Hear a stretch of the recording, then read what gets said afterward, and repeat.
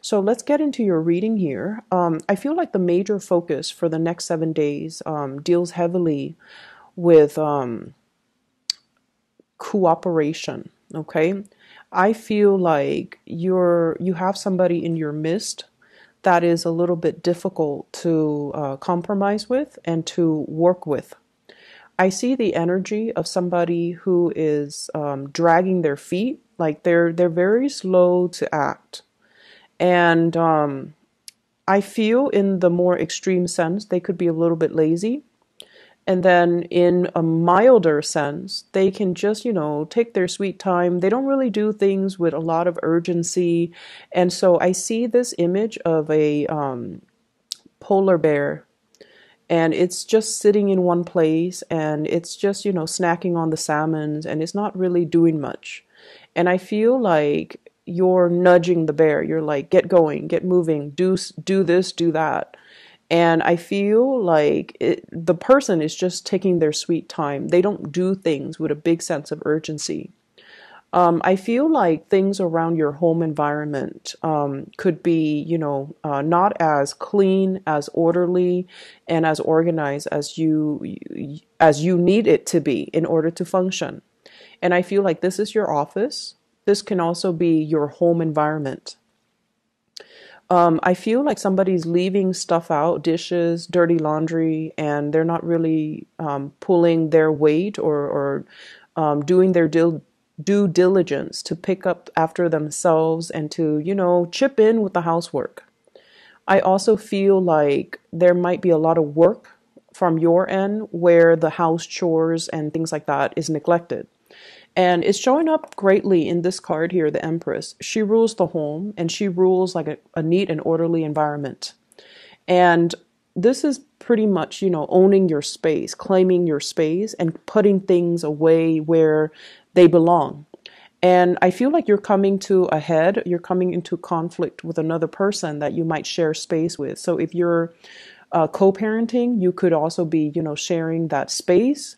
If you're working with another person and you're sharing an office, or if you're sharing a cubicle, there could be a lot of invasion of your space, noise violation, lack of orderliness, and things like that. And I also feel like, you're doing your part to really take care of the home environment here with the Queen of Pentacles, and the other person with the Five of Pentacles, they're not really chipping in. So there's like disputes and arguments about space, about orderliness, about cleanliness in the home front. In your love relationships, what I feel though is there's a need to compromise. Okay, there's a need to kind of like, I see a lot of discussions and talks between you and your partner about big goals and big plans. Where are we going to live? Where are we going to buy property? When are we going to settle down? When are we going to, start building a family? So I see you and your partner talking a lot about plans, dreams, aspirations. If you're not in a committed relationship, I see you're getting to know somebody, and you're finding out, about their dreams, their passion, their long-term goals, and about where they're planning to be, what they see themselves doing in about 5 years' time, 3 years' time. And I feel that the person that you're dealing with, we have here a fire sign, Sagittarius, Aries, or Leo. This is somebody who is, a leader in their own right. Okay, so this is somebody that leads the way, that takes charge, that takes a lot of initiative. When it's in the reverse position, it's somebody who might be going through some type of a inner conflict, or some type of they're experiencing some type of blockage in their own life, and they're questioning their sense of direction. They're questioning, what are my skills? What am I really good at? What do I really want to do? I see this as somebody who is who has a lot of ideas, and I feel like they initiate or start a lot of things, start a lot of projects, start a lot of, get the ball rolling on many, many things, but they might have difficulties finishing them. So you're dealing with someone who's a little bit scattered. And I feel like unless They take the time to really figure out their strengths, their weaknesses, their passions, and the things that they don't want to do. It's going to be really hard for this person to arrive at a sense of direction when it comes to overall plans and how you fit into their life goals and how you fit as a relationship partner into their life trajectories. And if this is a partner already, I feel like, they're having some type of a inner, like a mini, I would say a mini crisis where they're still trying to figure out, things in their own lives. They're trying to wrap up one chapter of their lives. They're trying to finish up something. For some of you, this could be the partner dealing with school. For others, it could be they're trying to get out of a divorce, or they're trying to separate themselves from, a situation like an ex, or finalizing some type of a divorce or separation with their ex-partner.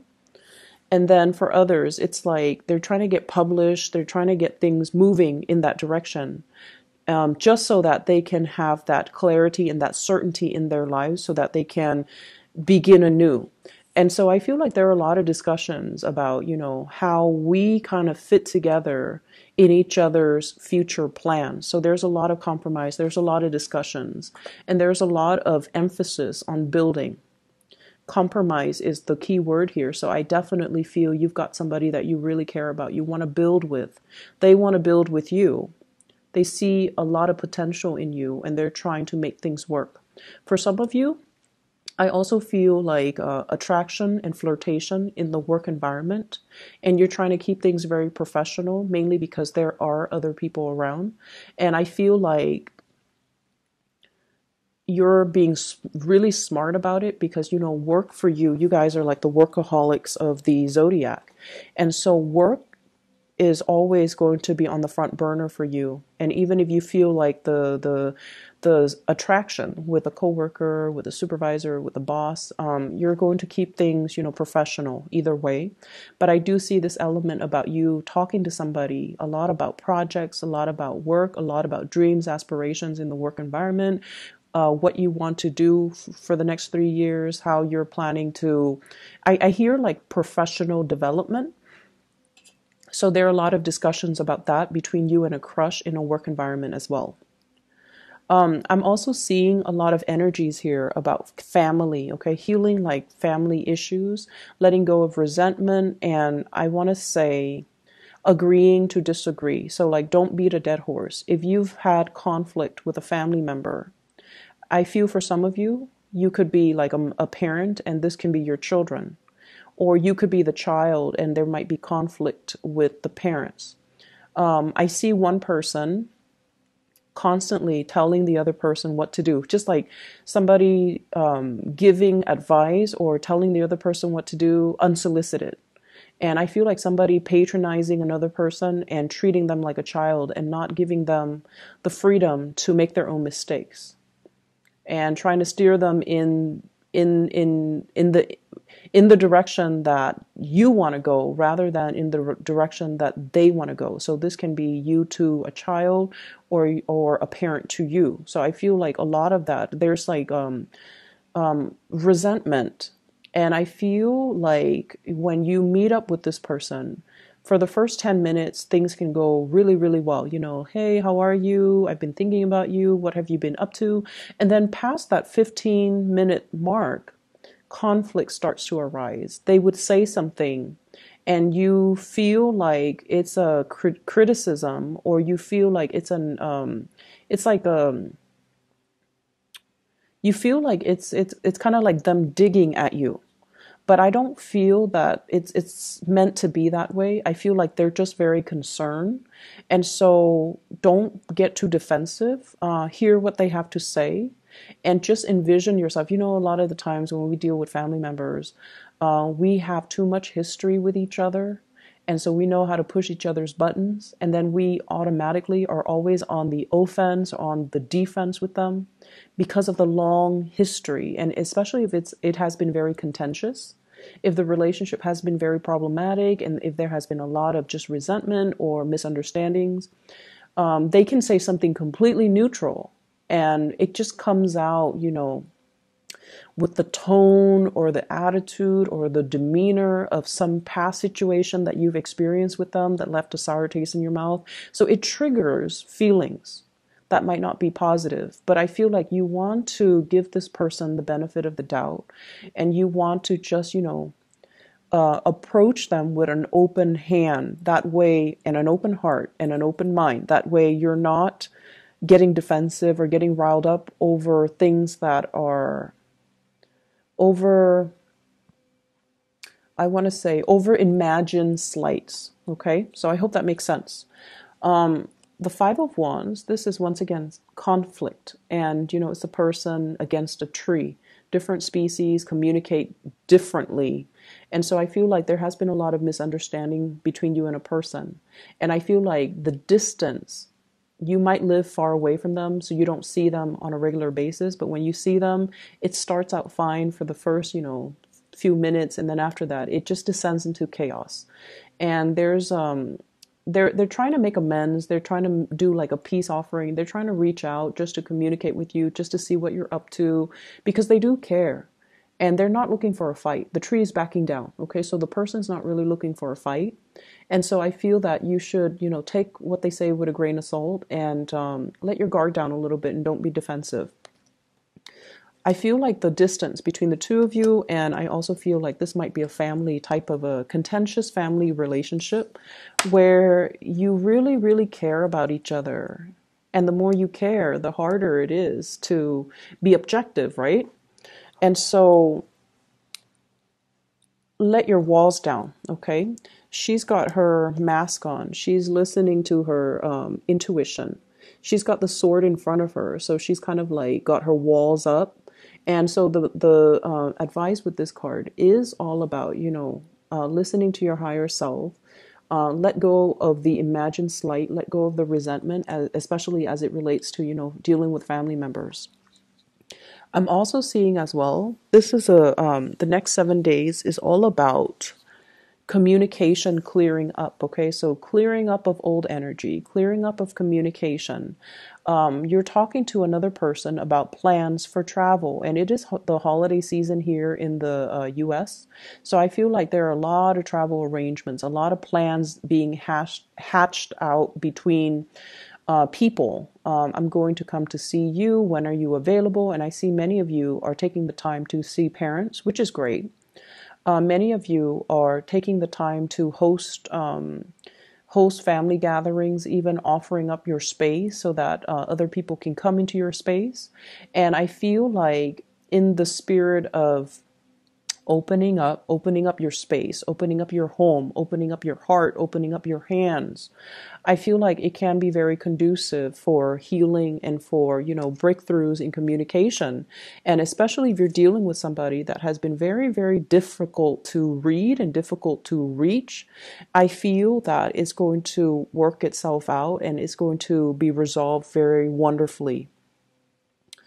I'm also sensing here health issues when it comes to, I feel more of like a father figure. So reach out to your parents and, catch up on what they're doing, see if there's anything wrong with them, see if there's anything that they need. I see a lot of people who, if your fathers are still around, there might be, it's like he's craving some attention. He's kind of like, hey, come see me, but he doesn't really want to express it. Okay, so it's like the stern paternal figure that doesn't really like to reveal his emotions and doesn't really talk about his emotions. And when he sees you, he might keep a poker face and he might not be able to express, wow, I'm really glad to see you. So I feel like you might want to, maybe that message applies to a few of you, but it's important that you try to reach out and see if there's anything he needs, if there's anything that you can do. The last thing that I see coming into the picture here, we have here the Page of Coins. And this is a card about learning. So this is the Page of Pentacles. This is a card about acquiring new knowledge, learning, possibly even being in an environment where you're attending a lot of training seminars, where you are coming into contact with people who are really, really knowledgeable in their field, and they're kind of lighting a spark of inspiration from within you. So they're giving you ideas and snippets and inspiration. And I feel like you have somebody in your midst that's very knowledgeable about, whatever they're training you on. I feel a lot of it is about expansion. So it could be like, career development. It could also be, like financial planning, taking control of your financial future, how to accumulate more money, how to invest. You're doing some type of a course. You're doing some type of learning, and I feel like whatever you're learning, I see you with a group of people that you really get along with, that you really enjoy their company, and everyone is there to build something, to learn something, and to get something out of it, to make the most of the situation. And with this situation, I feel like whatever you put in is what you're going to get out. So I feel like there are a lot of activities for group work. I also feel like you're going to come away with it, from it, with a lot of knowledge and a lot of skills to help yourself professionally. I also see this element here about being very, very, like stage fright is what I'm getting.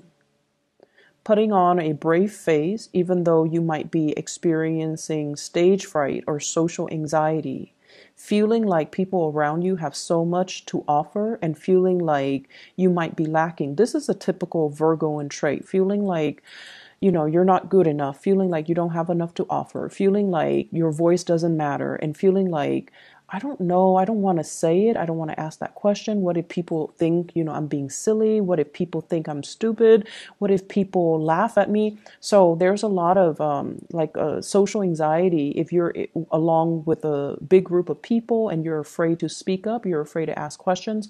Don't be. Whatever question that you have, I'm pretty sure other people have the same question. So it just takes one person to break the ice, okay? So I hope the reading has been helpful for you, Virgo.